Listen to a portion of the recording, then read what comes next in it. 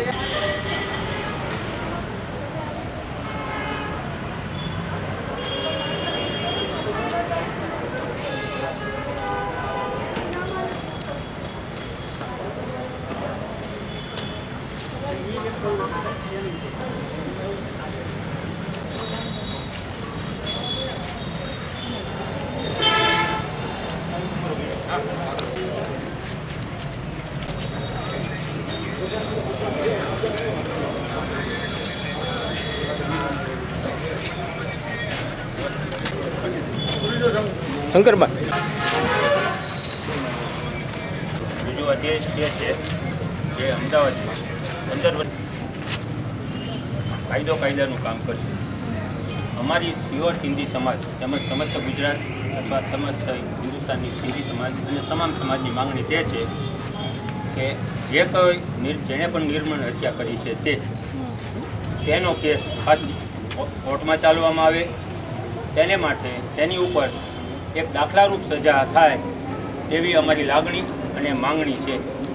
તેમજ આરોપી ઉપર તો બરાબર છે, કાયદાનું કામ કરશે, પણ જે સ્કૂલ છે તેનું મેનેજમેન્ટ છે ત્યાં પ્રિન્સિપલથી માંડીને તેના ટ્રસ્ટીઓ, સિક્યુરિટી ગાર્ડ અથવા શિક્ષકો એ તમામ ઉપર પણ એક કલમ દાખલારૂપ સજા થાય. આજે વાલીઓ પોતાના બાળકોને લાખો રૂપિયાની ફી ભરીને સ્કૂલમાં કોના હવાલે મોકલે છે? એક 18-15 વર્ષનો બાળક 38 મિનિટ સુધી ઝડપ ન્યાયાધીશ સુધી અને મુખ્યમંત્રી સુધી પહોંચાડવા વિનંતી. જે વિષય જે અમદાવાદમાં જે ઘટના બની છે હિન્દુ દીકરા ઉપર બેદરમી દ્વારા, આવો કોઈ વિષય બીજી વખત ન બને એમાં સરકારશ્રી આમાં કડક ને કડક પગલાં ભરે અને જે પીડિત પરિવાર છે તેને ન્યાય મળે એવો અમારી એક આપસા સાહેબ માગણી. જય શ્રી રામ, જય શ્રી રામ, જય શ્રી રામ, જય શ્રી રામ. આયલાલ સદાઈ જા જય હિન્દ, જય ભારત. સિહોર સિંધી સમાજ હિન્દુ સમાજ દ્વારા આજરોજ જે અમદાવાદમાં 19 તારીખે ઘટના બની, 15 વર્ષના છોકરાને 13 વર્ષના છોકરાએ જે ચપ્પુના ઘા મારી, જે ઉંમરમાં માણસ પેન લઈને ભણી નથી શકતો એ ઉંમરમાં આવા અસામાજિક તત્વોએ જે છોકરાને મોતને ઘાટ ઉતારી દીધો, એ બાબત સિંધી સમાજ અને હિન્દુ સમાજ ફૂલ આક્રોશમાં છે. આ વસ્તુ ગુજરાતમાં બીજી વાર ન બને એવું અમારું મુખ્યમંત્રી સાહેબ શ્રી ભૂપેન્દ્ર પટેલ સાહેબને અમારું 2 હાથ જોડી અને અમે રિક્વેસ્ટ કરીએ છીએ કે આવો વિષય બીજી વાર ન બને, બીજી વાર બાળકો સ્કૂલે જતા ન બીવે. અસામાજિક તત્વ જે છે એને કડકમાં કડક સજા થવી જોઈએ એવી સર્વ સમાજ દ્વારા માંગણી કરવામાં આવે છે. જય હિન્દ, જય ભારત, જય જય શ્રી રામ, જય શ્રી રામ. જય શ્રી રામ. હું મહેશ પરમાર, બજરંગ દળ સંયોજક, સિયોર પ્રખંડ. જે અમદાવાદમાં જે ઘટના બની છે હિન્દુ યુવાન ઉપર, જેને આપણે સરસ્વતીનું મંદિર માનવી જોઈએ, તે મંદિરમાં જઈને વિધર્મી યુવાને જે હિન્દુ બાળકની જે હત્યા કરવામાં આવી છે તેને વિશ્વ હિન્દુ પરિષદ તેનો વિરોધ કરે છે. અને શાળા પરિવારે જે શાળા ટ્રસ્ટીએ જે બાળકને 15 વર્ષના બાળકને ત્યાં તેના સ્કૂલમાં 38-40 મિનિટ સુધી કોઈ ટ્રીટમેન્ટના કોઈ હોસ્પિટલ ના લઈ ગયા, તે શાળા ઉપર કાર્યવાહી થાય. ભારત સરકાર, ગુજરાત સરકાર તેને વહેલી તકે આ જે ઘટના બની છે, જે નિર્દોષ પરિવારના ઘરેથી જેનો દીકરો ગયો છે તેને ન્યાય મળે એવી અમારી માગણી છે. નાના સૌ સમાજ સૌ સાથે મળીને આજે અમે આવેદનપત્ર એસડીએમ સાહેબને, નાયબ કલેક્ટરને આપવામાં આવ્યું છે. વહેલી તકે આમાં જે કોઈ કાર્યવાહી થાય વહેલી તકે થાય, નહીંતર વિશ્વ હિન્દુ પરિષદ બજરંગ દળ સડકો ઉપર ઉતરીને આનો વિરોધ કરશે. જય શ્રી રામ,